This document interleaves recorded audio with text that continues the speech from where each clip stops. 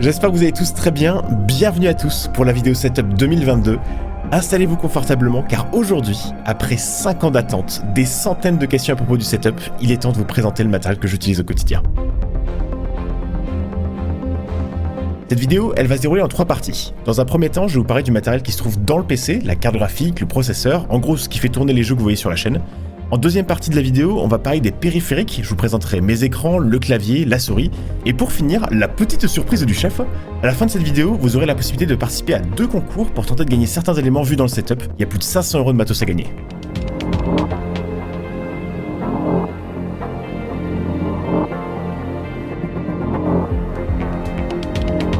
Avant de continuer, je voulais vous informer que cette vidéo est réalisée en collaboration avec Corsair, Elgato et MSI, avec qui je bosse depuis près de 6 ans. Sachez qu'ils n'ont pas demandé à relire le script de cette vidéo et que l'avis que je vous donnerai tout au long de celle-ci sera le mien. Je voulais également profiter pour remercier FlexiSpot, qui m'a aussi aidé à réaliser cette vidéo. Bon, je pense que vous l'avez remarqué avec les images, mais cette vidéo elle va être chargée. Entre les références, les infos techniques et mon avis sur le matos, il y a beaucoup de choses à montrer. Sachez qu'à tout moment, vous pourrez retrouver toutes les références dans la description. Je vais tenter de faire de mon mieux pour garder cette liste à jour chaque mois avec les prix les plus bas du marché. Alors comme pour la vidéo de 2018, il n'y a aucun partenariat là-dedans, je veux juste tenter de vous trouver les prix les moins chers possibles afin que vous puissiez vous faire plaisir. Allez, accrochez vos ceintures, let's go! Ok, alors commençons tout simplement par le plus gros. Ce que vous avez sous les yeux, ce n'est pas un aquarium avec d'étranges pompes RGB, mais bel et bien ma tour. Il s'agit du Velox 100R, un boîtier MSI bien plus sobre que le Spec Alpha que j'avais en 2017. Ce boîtier, il a 2 panels en verre trempé et permet d'installer sa carte graphique à la verticale. À l'intérieur de ce boîtier, vous allez retrouver la RTX 3070 Gaming X Trio, une carte graphique surpuissante qui me permet de jouer en 2K à la plupart des jeux et qui peut même monter jusqu'en 4K. Alors, ce qui est cool avec cette carte, surtout quand on la monte à la verticale comme ici, c'est qu'en fait elle dispose d'un système de refroidissement dynamique. En gros, quand j'utilise pas mon PC pour jouer ou faire du calcul, les ventilateurs de la carte s'activent pas, car en fait elle a pas besoin d'être refroidie, et du coup ça en plus de réduire le bruit, honnêtement quand on a un riser comme dans ce boîtier, c'est plutôt classe. Bon, cette petite 3070, ça reste quand même une carte haut de gamme, donc si vous n'avez pas 700 € à mettre dans une carte graphique, je peux vous conseiller une autre carte, un peu moins puissante, mais qui coûte près de 380 € de moins. C'est la GTX 1660 Ti, c'est un super rapport qualité-prix, je vous la conseille vraiment si vous avez un budget serré. Alors, juste derrière la carte graphique, même si ça se voit pas du tout, croyez-moi, il y a une carte mère. Il s'agit de la Z690 Tomahawk DDR5, elle est full compatible avec la 12e génération de processeur et elle est équipée de 4 ports M.2. Alors pour ceux qui connaissent pas les M.2, il s'agit tout simplement de la nouvelle génération de SSD qui est directement intégrée à la carte mère. Du coup comme c'est sur la carte, il n'y a pas de câble et les vitesses de transfert sont absolument incroyables. Sur mon PC, j'en ai monté 2, dont le Spatium M480 en PCI 4.0, et comme vous pouvez le voir, il est équipé d'un petit dissipateur thermique pour le garder au frais. Juste au-dessus des slots M.2, on peut pas le louper, on retrouve le système de refroidissement water cooling Core Liquid S280. Alors je vous le dis direct, ce truc est incroyable. Bon déjà, ce kit en plus d'avoir une pompe plutôt silencieuse, il est équipé d'un ventilateur sur la pompe. L'idée c'est de garder le processeur au frais, même si vous faites de l'overclocking. Mais entre nous soit dit, le plus ouf c'est cet écran IPS qui permet de faire des dingueries. Je peux afficher les températures du processeur, du liquide de refroidissement ou tout bêtement l'heure, mais c'est pas tout. En gros, si je veux, je peux aussi carrément lire l'une de mes vidéos. Sur la pompe de mon processeur. Il n'y a pas à dire, 2022 est une année formidable. Bon, et du coup, ce kit, il sert à refroidir le processeur, et pas n'importe lequel, puisqu'il s'agit de l'Intel Core i7 12700K, tout simplement l'un des plus performants du marché. Bon, on arrive doucement à la fin de la liste des composants dans le boîtier, mais les plus perspicaces auront remarqué que je n'ai pas encore parlé de ça. Alors vous les voyez clignoter depuis le début de cette vidéo, je crois qu'il est temps de vous en parler, il s'agit de la RAM. J'ai essayé d'installer 2 barrettes de Dominator Platinum en DDR5 pour un total de 32 Go de mémoire vive. Et je vous le dis tout de suite, ces barrettes sont juste incroyables. Elles me permettent de faire tourner mes logiciels et mes jeux à des vitesses juste indécentes. Et pour vous donner un exemple, avec ce setup, je peux facilement faire spawn 20 véhicules dans BeamNG Drive. Alors bon, pour ceux qui connaissent pas le jeu, vous n'allez pas vraiment comprendre, mais croyez-moi, réussir à faire ça, c'est un exploit. Tout ce matos, il est alimenté par un bloc d'alim modulaire de 850 watts, le MAG A850GF en Gold 80+. Juste ce qu'il faut pour supporter la gourmandise de mon setup. Bon, maintenant qu'on a globalement fait le tour du matériel dans mon PC, je vous propose de vous inviter chez moi, 5 ans après la dernière vidéo setup, pour découvrir mes équipements.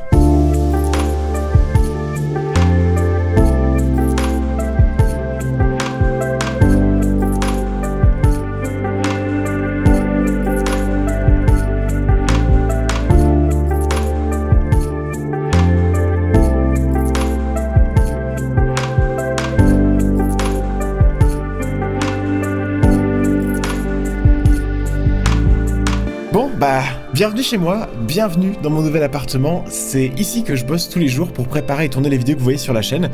Alors, vous allez le voir, si vous vous souvenez de la précédente vidéo setup, littéralement quasiment tout a changé. Alors, installez-vous confortablement et laissez-moi vous présenter tout ça en détail. Alors, pour commencer, je vous propose qu'on parle du clavier. Il s'agit ici du Corsair K100 RGB en config OPX. Alors, comme je vous le disais en 2018, je dis pas ça car Corsair est mon partenaire, mais honnêtement, après le K95 que j'ai eu pendant plus de 5 ans, qui était déjà incroyable, passer à la nouvelle génération avec le K100 a été un vrai petit plaisir pour les doigts. Les finitions sont impeccables, le châssis métal est vraiment propre et les options du clavier sont super pratiques. Par exemple, comme pour le K95, vous pouvez utiliser ce clavier pour brancher les clés USB directement sur le châssis. Vous pouvez aussi changer la configuration des touches, le repose-poignet il est amovible et vous pouvez même passer des câbles proprement sous le clavier. Honnêtement, c'est du très bon matos. Le seul souci, c'est son prix. On parle ici clairement d'un clavier haut de gamme et entre nous soit dit, si vous n'avez pas le budget, vous pouvez carrément vous en passer. Après, si vous voulez quand même découvrir le matos Corsair, jetez un coup d'œil au K55 qui est aussi une belle référence. À côté de ça, on retrouve la M65 Elite. Alors là, pas de blabla, si vous avez vu ma première vidéo setup en 2016, il y a plus de 8 ans, vous savez que je suis un fan de cette souris depuis toujours. Après avoir testé la Glaive en 2018, la M65 que j'avais achetée en 2014 est restée à mes côtés pendant des années et aujourd'hui, j'utilise la version Elite. J'adore son design, sa prise en main est vraiment agréable, elle a des boutons configurables et je peux même ajuster son poids. Pour une souris de cette gamme, elle est vraiment top, alors si vous êtes à la recherche d'une souris, n'hésitez pas, foncez. Tout ce beau monde, il est posé sur un tapis de souris, accrochez-vous bien, RGB. Honnêtement, je vous le dis les gars, j'adore l'époque dans laquelle on vit. Nice. Il s'agit du MM700 et alors pour le coup, avant de l'avoir à la maison, j'avais un très fort a priori quant à l'utilité d'avoir un tapis de souris qui change de couleur. Mais au final, je trouve le rendu vraiment cool. À ma plus grande surprise, ça fait pas trop kitsch, ça reste sobre et ça ajoute une petite touche classe au setup. Et alors en plus de ça, ce tapis de souris peut vous servir de hub USB avec 2 ports vous permettant de brancher vos périphériques. Il y a que demander de plus. Ok, alors maintenant parlons un peu de la partie audio. Vous le savez peut-être, en fin d'année dernière, j'ai changé pas mal de mon équipement d'enregistrement pour passer du Blue Yeti à ceci. C'est un SE Electronic 2200A, c'est un micro XLR bien plus performant que le Yeti que j'ai couplé avec une table de mixage pour pouvoir faire des réglages bien plus précis. D'ailleurs, en parlant de table de mixage, je me suis offert une Go XLR, une table bien connue dans le monde des streamers. Alors, faut savoir que la Go XLR, c'est mon tout premier mixeur audio et franchement, c'est plutôt cool, en plus d'être entièrement RGB. Ce combo en fait m'a enfin permis de me débarrasser des pics de saturation avec un vrai compresseur et en plus de ça j'ai énormément d'outils créatifs. Je peux changer ma voix en temps réel, bonjour, gérer les flux à la volée ou alors encore enregistrer des samples. Le micro quant à lui est supporté par une toute nouvelle perche, le Wave Arm. J'ai enfin pu me débarrasser de la vieille perche qui après 8 ans de bons et loyaux services commençait à lentement tomber en morceaux. Alors j'ai aussi eu l'occasion de tester un autre type de perche à micro de chez Elgato, le Low Profile qui s'avère être une bonne alternative aux versions classiques si vous manquez d'espace ou si vous voulez un setup en profil bas. Pour finir avec la partie audio, fallait absolument que je vous parle du casque, c'est un Virtuoso XT Wireless, un casque sans fil haute fidélité, évidemment en RGB, qui permet d'être ultra polyvalent, je m'en sers comme casque à la maison, et je m'en sers également quand je suis en déplacement parce qu'en fait c'est aussi un casque Bluetooth. Franchement ce casque est vraiment propre, avec de belles finitions, un micro amovible et même une compatibilité Dolby Atmos, alors autant vous dire que je passe de belles soirées gaming. Bon, maintenant qu'on a parlé de la partie audio, il est temps de vous parler du reste. Vous le voyez depuis le début de la vidéo posé en plein milieu de mon bureau, je suis le possesseur d'un Stream Deck Mark II. Alors ce petit deck me sert quotidiennement lors de mes montages, j'y ai configuré des dizaines de raccourcis clavier et en fait ça me fait gagner un max de temps. Et en plus de ça, le jour où je me mettrai à faire des streams, il me sera tout aussi utile. Juste au-dessus du Stream Deck se trouvent les écrans. Alors là pour le coup rien de nouveau, j'utilise toujours mes 2 écrans Yamaha en 1080p que j'avais acheté il y a 6 ans. Ces 2 écrans sont accrochés à un support double de la marque Bondtech et honnêtement je sais pas pourquoi j'avais jamais tenté d'avoir un support d'écran avant parce que pour 50 € le rendu est incroyable et je gagne énormément de place sur mon bureau. De chaque côté des écrans se trouvent les IQ LT100, c'est des tours de lumière intelligentes de toute évidence en RGB et elles n'ont qu'un but dans leur vie, faire comprendre à vos potes que vous aimez les couleurs. Le seul souci que je peux leur trouver, c'est leur prix. Pour des bandes lumineuses, elles sont vraiment chères. Au moment où je tourne cette vidéo, elles sont à 99 €, mais normalement, elles tournent plus autour des 140. Donc si vous n'êtes pas un fan absolu de RGB, passez votre chemin. Derrière mes écrans, on peut retrouver un kit LS100 de chez Corsair. C'est des bandes LED RGB, évidemment. Je les trouve personnellement très utiles pour limiter la fatigue la nuit. Ça ajoute un peu de contraste derrière les écrans et du coup, ça évite d'avoir les yeux qui piquent après de longues soirées. Et en plus, comme pour les tours, ces bandes ont une petite option d'éclairage dynamique. Ça vous permet de voir des films en totale immersion comme jamais. Et honnêtement, c'est vraiment cool. Alors si vous avez un budget vraiment serré mais que ce genre de setup vous plaît, je vous mettrai en description les rêves des anciennes bandes LED que j'avais derrière mes écrans en 2017, car même si elles sont pas configurables comme celle-ci, vous aurez quand même de quoi vous faire plaisir avec du RGB. Tout le matos que vous voyez depuis le début de cette vidéo est posé sur un bureau FlexiSpot.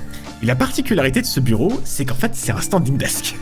Alors oui, je sais, j'ai moi aussi succombé à la tentation, je suis certainement le dernier sur la planète YouTube à en avoir un, mais force est de constater que c'est vraiment un gros bonus. Depuis que j'ai cette table, dès que j'ai un coup de mou, je me mets debout, j'appuie sur un bouton et hop, la table elle monte directement à la hauteur à laquelle je l'ai configurée, et on a réellement un bon coup de boost, ça fait du bien. En termes de specs, ce standing desk a 2 moteurs et il peut supporter théoriquement jusqu'à 125 kg, mais je vais pas vous mentir, j'ai pas testé et j'ai pas envie de tester au vu du prix du machin.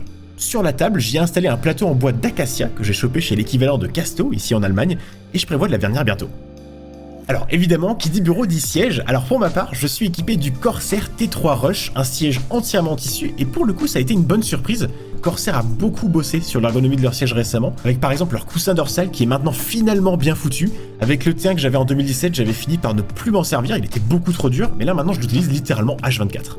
Alors si vous êtes à la recherche d'un siège aujourd'hui, honnêtement, je vous conseille d'en prendre un en tissu, car d'expérience, ils ont moins de chances de s'abîmer avec le temps. Malheureusement, la tienne que j'avais à l'époque était certes très confortable, mais aujourd'hui elle a assez mal vieilli parce qu'en fait elle était faite en simili-cuir et avec le temps des morceaux ont commencé à se décoller. Bon, pour finir ce setup en toute beauté, on va parler d'un élément que vous n'avez pas vu une seule fois dans la vidéo, mais qui pourtant a éclairé tout le setup.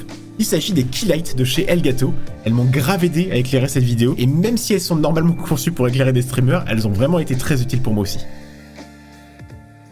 Bah écoutez, voilà, je pense qu'on a globalement fait le tour de mon setup. J'ai sûrement oublié 2-3 trucs comme la lampe de bureau par exemple ou d'autres accessoires. Sachez que vous pourrez retrouver tous les liens et toutes les références dans la description et comme dit en début de vidéo, je vais tenter de garder cette liste à jour autant que possible.